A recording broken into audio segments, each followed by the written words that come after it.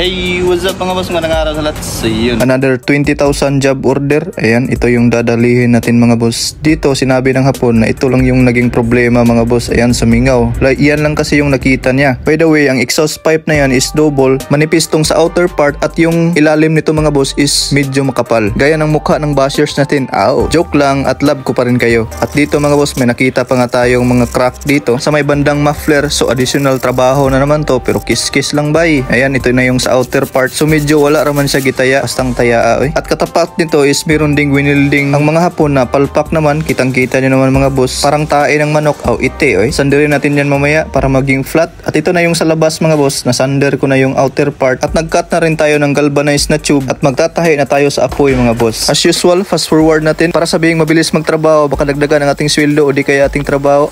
Pero paspas kaya na wielding diya. Kinakadawat og bonus gamay. Salamat kay boss. So bakit nga ba itong mga bashers natin? Hindi naman natin na sinasabi na magaling tayo sa trabaho. At bakit ba tumataas yung pressure ng dugo nila? At yung iba sa ulado talaga yung mga laman ng libro. Lalo na yung puro standard talaga yung pinag-uusapan. Good naman yan mga boss. Pero ito yung tanong na hindi masagot-sagot nila, na lahat ba ng trouble ng sasakyan is nasa libro? Kung merong ganyang libro ay titigil na ako sa pagbimekaniko. Dahil ang bawat sasakyan ay iba-iba naman yung pinagdadaanan. Iba-iba ang mindset ng may-ari at iba't iba rin ang pangyayari bago magka-trouble ang isang sasakyan. Kaya sa mga nag-claim na magaling dyan, ay sayo na yung titulo na yan. Basta ako, kampante ako na masaya yung amo namin. At syempre, success sa ating hard work yung mga kasama natin. At matapos na nga nating matahi yung tambutso dito mga boss, ito na ang kanyang pormahan. Hindi naman tayo magaling mag-welding pero marunong tayo at hindi talaga yan sisingaw mga boss. At ito yung side na madali lang i-welding at doon naman tayo sa katapat nito, natitira tayo ng overhead mga boss. So dito naman tayo mga boss.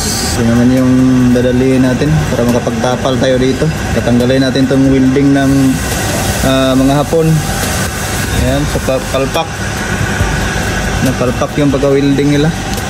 Sandirin natin to. At dito mga boss, maghihinis na tayo ng kaldero. At medyo nahirapan tayo sa pagsander dito mga boss. Baka magtataka kayo mga boss, bakit hindi tayo nagsuot ng PPE o yung pang welding talaga.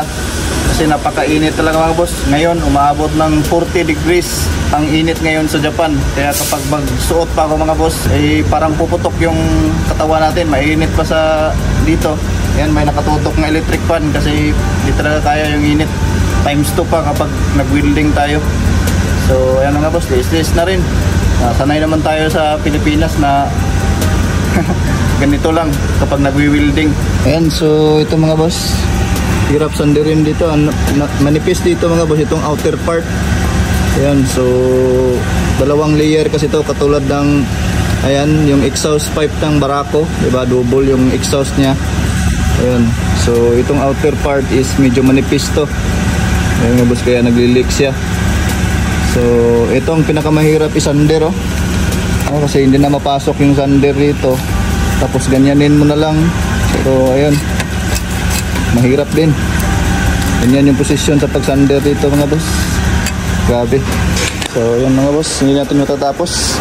Bukas na naman para makapagsuot tayo ng PPE kasi medyo ilalim talaga tayo. Malapit na rin mag-alas 6. Tuesday morning, start na tayo mag-welding ulit. Mag-PPE na tayo. So dahil medyo hindi pa masyadong mainit ngayon, ayan, susuotan tayo ng PPE. At nakapag-cut na rin tayo ng galvanized tube. Napaka na! At syempre, fast forward natin para hindi masyadong humaba yung ating video. At kung umabot ka dito ay huwag kalimutang i-share mga boss at maraming salamat. At sa mga totoong sumusuporta sa akin, maraming salamat mga boss. Isa kayo sa nagiging inspirasyon ko na pagbubutihin ko palalo yung aking pagtatrabaho. At sa mga mahilig talaga mag-share sa aking mga video at mag-comment ng magaganda, salamat mga boss at God bless sa inyong lahat. Hindi man lahat maipapakita natin na tutorial dahil limited lang tayo. Dahil hindi naman atin ang shop na to. Pero hayaan nyo kapag nakauwi na tayo, mas tudublehin ko pa ang pag-share sa inyo. So ayan mga boss. Welding na natin. So ito na naman yung titirahin natin mga boss. Ayan, ko na lang ipapakita ko na lang yung result pagkatapos. At tapos na nga natin ma-welding lahat mga boss. Ito na yung sa kanyang muffler. So goods na yan, hindi na yan matatanggal sa palibot yan mga boss. So may mga times talaga na ganito, lalo na kapag luma na yung unit, ayaw na ng may-ari na bilhan pa ng parts. Kung kaya pa i-repair ay papagawa talaga yan ng may-ari. Kasi nasa 50,000 din ang brand new nito kasama yung muffler. That's it mga boss, yan yung kwentong buhay natin as mechanic dito sa Japan. Thanks for watching, God bless a lot, see you at the next video.